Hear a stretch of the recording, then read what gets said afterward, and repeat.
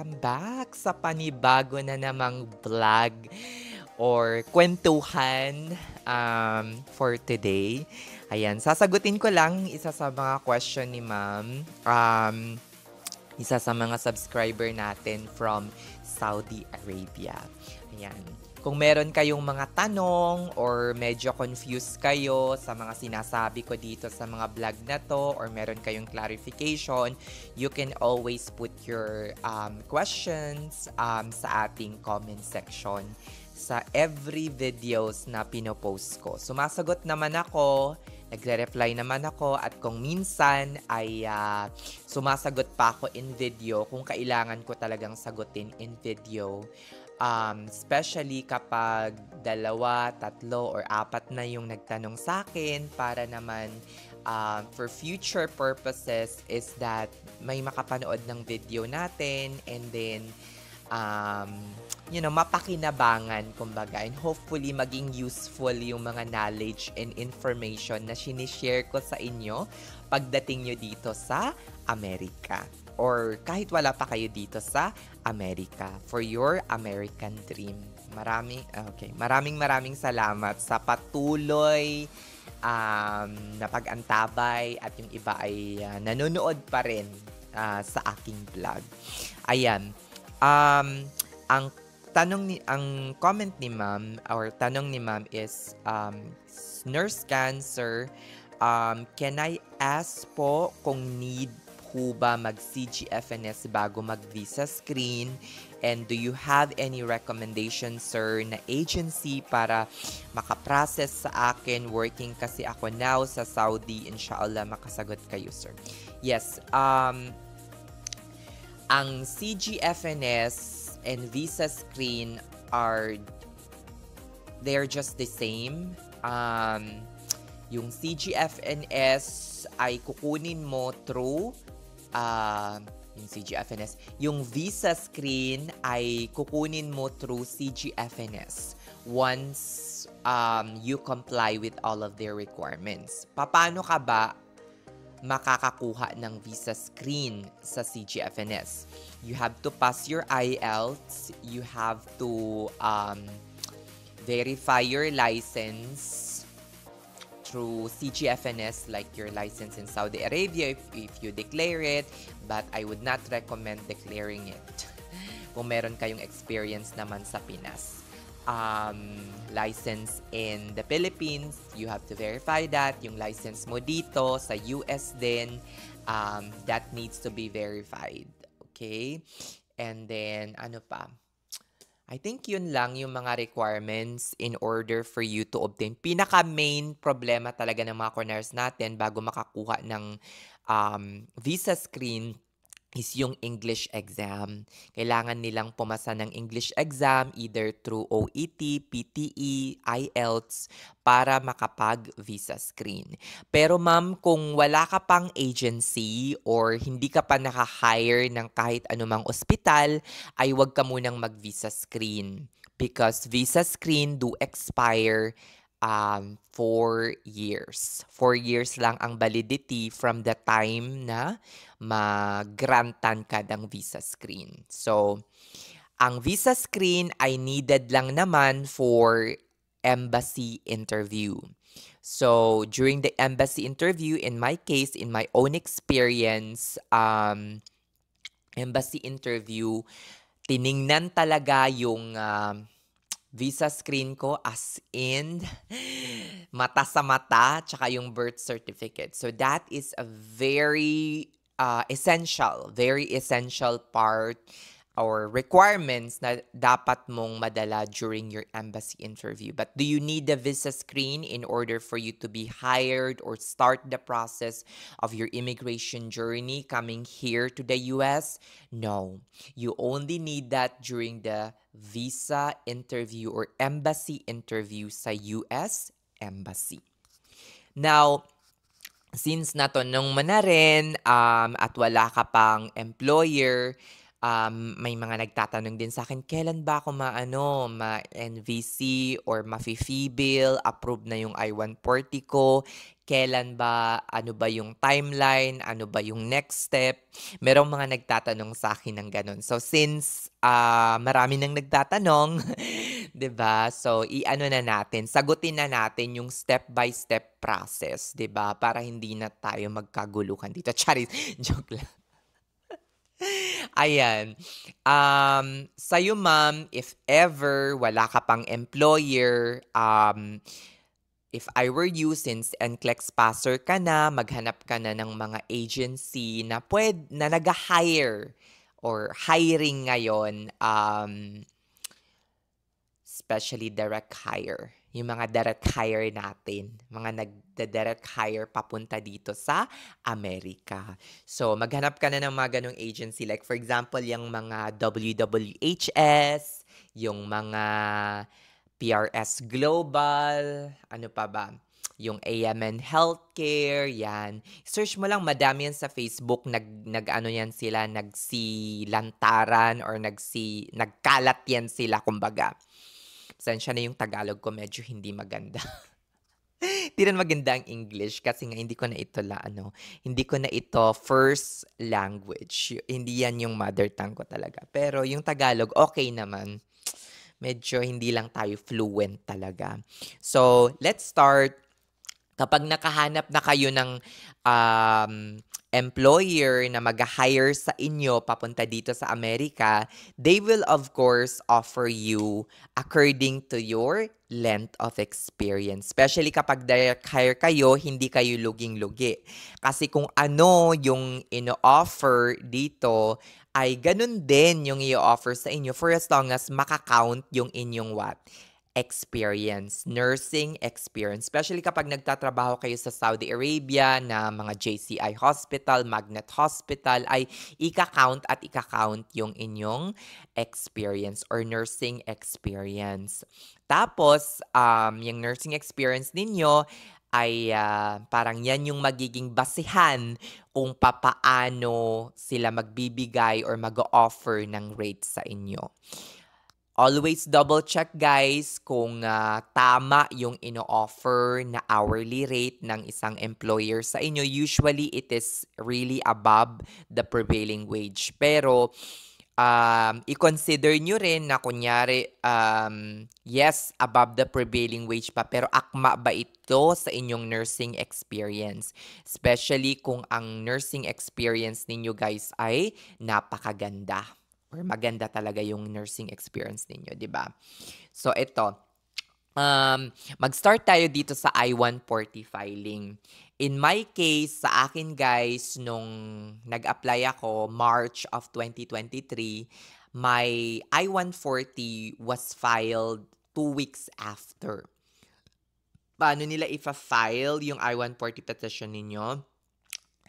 First, dapat mag-sign muna kayo ng contract with them. Kapag naka-sign na kayo ng contract with them, then their lawyers or their legal team will process the I-140 on your behalf. They will file your I-140 petition. So ano yung mga kailangan yung ihanda kapag pinail na nila yung I-140 petition ninyo? Yung SES ninyo or yung educational or proof of education ninyo. So, yung SES report, kailangan nyo yung isubmit para makita ng USCIS na kayo ay BSN, kayo ay ganyan, na verify talaga na ang inyong nursing education is the same level of standard or kung hindi man same level or higher standard than what we have here in the US. Usually, mas higher yung standard ng nursing education sa Pinas compared to here. Why? Because most of the Filipino nurses are BSN. So, qualified talaga. Qualified na qualified. Kaya lang, kailangan din ng SES na ipasa. For example, New York kayo or wala kayong SES, di magsi-SES kayo. Meron din namang iba, kumuha ng ibang like Virtuso, ganyan. for the proof of their nursing education. Pero yung sa akin, since meron na akong SES because I took the NCLEX in Illinois and ni-require ako ng Illinois Board of Nursing before taking or sitting for the NCLEX. Ni-require nila ako to process Credential Evaluation Service or CES with CGFNS. So, nagamit ko pa yung report na yon. Ang report is already expired. Yung copy lang ng report ang pinasa ko sa aking lawyer. So, sa lawyer ng ospital. Tapos ano pa yung pinasa ko? Birth certificate. Pinapirma din nila ako ng parang immigration something. Nakalimutan ko na basta may form doon.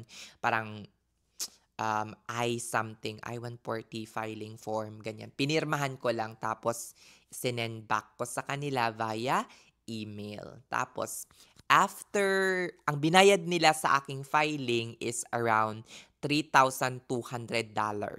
Again guys, $3,200 kasi premium processing yon.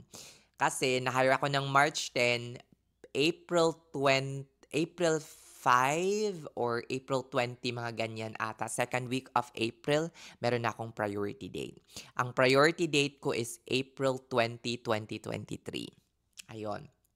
So, kapag natapos nyo na at meron na kayong priority date, approved na yung inyong I-140, bibigyan naman nila kayo ng receipt na ito yung priority date ninyo, ganyan-ganyan. So, meron na kayong I-140.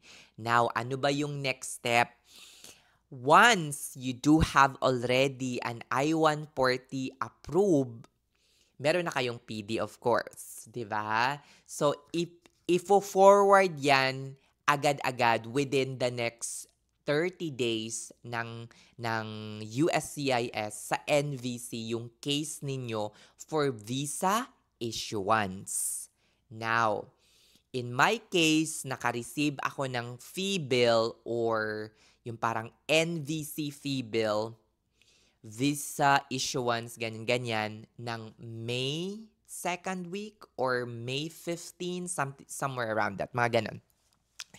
Now, makaka-receive ba kayo ng fee bill kapag hindi pa current yung priority date ninyo? The answer is no, hindi. Bakit? Bakit hindi kayo makaka-receive ng fee bill?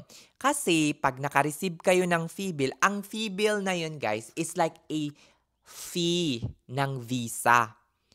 Bayad ng visa guys. It's around, if I'm not mistaken, $345. In my case, binayaran namin iyon, but na-reimburse naman pagdating dito. Other employer will not will shoulder. Isi-shoulder nila yan sa inyo. Tapos, yan na, pagdating niyo dito, wala nang reimburse-reimbursan. 'Di ba? Yung sa amin, ni-reimburse kami dito na. Dito na ako na-reimburse ng aking fee bill. So, kapag hindi pa current yung priority date ninyo, hindi kayo mai-issuehan ng fee bill. Pero pag current na ang priority date nyo, yan. Kasi parang, re-releasean na lang kayo ng visa kapag current na yung priority date niyo. Kasi, ang mga subsequent development, ang mga mangyayari pagkatapos ng issuance ng fee bill is just all a formalities na lang. Check na lang yung mga document nyo, ganyan-ganyan. Kasi, once na na-issuean kayo ng fee bill at naging syempre current na nun yung priority date ninyo, it only means na meron ng visa allocated for you in the future. So sooner or later, kapag na-issuean na kayo ng fee bill, 90 to 100% sure, makakarating na kayo dito sa Amerika. Makakarating na kayo dito sa US. Hindi lang nga natin alam kung kailan, 'di ba? medyo mabilis-bilis na yan kapag na-issuean na kayo ng fee bill. Kasi current na ngayon priority date niyo. Siguro mag-antay na lang kayo ng mga maximum mga 1 year, mga ganyan. 'Di ba? 6 months to a year. Huwag masyadong mainip kasi ganun talaga, Amerika, medyo mabagal. Sinuwerte lang ako. Kasi nga, current yung priority date ko after hindi nga lang umabot ng imagine niyo na-hire ako March 10, May 15 or May 14, ganyan, meron na akong fee bill. Ayun. So, after nun, kapag nabayaran na yung fee bill ninyo, magkakaroon na kayo ng access sa inyong sa DS260 na tinatawag. So, yun yung parang magla-login kasi babayaran nyo mismo yung fee. Kung kayo yung magbabayad, in our case, magla-login kayo, tapos lalagyan nyo yung parang password, ganyan-ganyan. Tapos, ayun, pag nakapasok na kayo, babayad na. Kasi hindi nyo ma-access yung inyong DS260 form. Online nyo na, DS260 form, kapag hindi pa yan bayad. The only way that you can start your DS260 online kapag bayad na. In which after the initial payment, it will take like siguro mga 48 hours, 24 to 48 hours before you can access it. So yon, kapag na-access nyo na yung DS260 ninyo, bayad na, ganyan-ganyan, ayon. Usually, tutulungan kayo ng case manager ninyo sa pagsagot. Wala na naman, parang personal information lang, travel history ata, employment, ano pa, mga ganyan-ganyan yung mga yung mga sasagutan ninyo. And then, after nun, submit na. Once na-submit nyo na yon, kailangan ninyong mag-submit na ng mga civil documents ninyo. I-mail nyo yan directly sa NVC. Meron namang nakalagay doon sa upon issuance ng fee bill ninyo, meron kayong ma-receive na isi-send ng either legal team or ng employer ninyo na parang cover letter. So, yung cover letter na yon, nakalista doon yung mga requirements or documents na dapat email ninyo sa NVC. In my case, ang minail ko, copy ng passport ko, birth certificate. Kung kayo ay kasal, magdagdag din ng marriage certificate, tapos NBI, and then police clearance. Kung kunyari nasa Saudi kayo, edi mag-attach din kayo ng police clearance. Guys, alam nyo guys, lahat ng sinadmit ko ay original. Birth certificate ko, original. NBI clearance ko, original. Yung passport ko, hindi naman yung original. Yung passport ko, yung sinadmit ko, yung colored. Pina-colored ko pa yon. Pinerfect ko talaga as in para wala silang masabi. Para walang masabi yung para tuloy-tuloy. 'Di ba? Pero sabi nila, photocopy is enough. Photocopy of all of those documents is enough pagka-receive ng Pero ako, sinadmit ko original. Kaya nung time ng embassy interview ko, nagulat ako na binalik ng consul. May binalik siyang mga extra copy. Sabi niya, nag-submit ka ng original sa sa NVC, mga ganyan. Pinadala pala ng NVC sa US Embassy interview. Alam nyo guys, yung mga pinagsasubmit ninyo sa NVC, tsaka yung pinagsasubmit ng mga lawyer ninyo papuntang NVC, ay ang ang bagsak niyan during the embassy interview kasi nandoon lahat ng mga papel nyo guys. During my US Embassy interview, nakita ko talaga parang isang buong book or book of documents na para talaga sa akin na naka-prepare na pagdating ko doon sa sa embassy interview. Kaya yung embassy interview guys, parang formality na lang kasi na-check na talaga nila yan ng ng husto bago pa kayo dumating for an interview. So after nun guys, siguro August na noon. August na or September, August na ata nung nakompleto ko lahat of 2023 the same year pa rin. So yun, natapos na. Tapos, nung September, nag-email na yung, ang NVC that I am already documentary basta qualified DQ, documentarily qualified. May na-receive na akong email from NBC that I'm already a documentarily qualified. So, after nun, since DQ na ako, ang siste sa Pinas at that time, you have to book your own interview. They will not give you an interview date. So, nag-book ako sa CGI Federal. Pero, sa ibang mga country, guys, usually, they will give you an interview date according to your DQ. Pero sa amin, paunahan. Nakakabwisit no mga time na yun kasi nga pandemic pa. Paunahan. Every now and then, nag-check ako ng scheduled date or date ng available appointment sa CGI Federal. Tapos after nun, nag-book na ako ng interview date ko, which is in, I think, October of last week, mga ganyan. Mabilis lang. So, nag-book na ako noon. Wala pang message yung nag-book ako ata mga third week of October, pero wala pang message yung US Embassy in Manila na pwede na akong mag-book. Pero pwede kayong mag-book at that time. Pwede kahit wala pang message yung US Embassy. Tapos, sakto, nung makarating ako ng Manila ng October 4, ay sabi ng US Embassy, ready na ang aking case. Sa isip-isip ko, hindi nyo na kailangan sabihan na mag-book kasi nakapag-book na ako in advance, sakto. O, diba? So, yon, meron akong interview date ng mga last week ata ng October. Ang problema, guys, is ang nabook kong medical is, ang nabook kong medical ay 2 days before ng interview date ko. Ang interview date ko is, kunyari, Friday. Ang nabook kong medical is Wednesday. Imagine.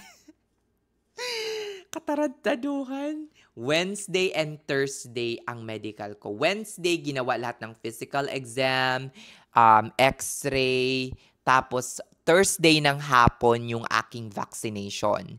Tinanong na ako on the last phase of my medical exam, "Sir, kailan po yung interview date ninyo?" Sabi ko, "Bukas." Shalak, buti na lang na-expedite at na-send naman electronically agad-agad. So, in-interview ako ng umaga at na-send naman ng St. Luke's Medical Center yung result ng aking medical. 'Di ba? Isipin nyo na lang kung nagkaroon ako ng pending, baka na-cancel pa or na pending pa ako, na 2 to 1G pa ako during the interview process. So yun yung mga process. So yung sa akin, April, May, June, July, August, September, October, it's just like 6 to 7 months lang yung processing ng aking visa. Wag nating ang daming mga aplikante na nagkukumpara ng mga timeline na mabilis, ganito, ganyan. I understand your sentiments, naiintindihan ko yung mga iba na hindi na makapag-antay, nakakainip nga talagang mag-antay ng sobra-sobra, pero we all have our own timeline and wag nating ikumpara yung sarili natin sa ibang tao kasi iba-iba tayo ng timeline, iba-iba tayo ng buhay, iba-iba tayo ng mga challenges na fini-face araw-araw. So, hindi pare-pareho. 'Di ba? Hindi naman ibig sabihin na nauna yung taong yan na makarating dito sa Amerika is they will be more successful than you are, or you, 'di ba? Or in the same way or another, 'di ba? So, basta bigay lang natin yung best natin. As always, huwag tayong masyadong compare ng compare. Kasi ma-frustrate lang kayo kapag nagkukumpara tayo, 'di ba? parate. Kasi focus tayo on our own improvement, focus tayo on our own self-development. O siya, sige na mga beshi, na-share ko na sa inyo kung ano yung mga kailangan ninyo during your immigration process. Ma'am, hindi mo po pa kailangan mag-visa screen sa ngayon or mag-IELTS or mag-English exam. But if you have the time, go for it. But what you need right now is to apply, prepare your own comprehensive resume or application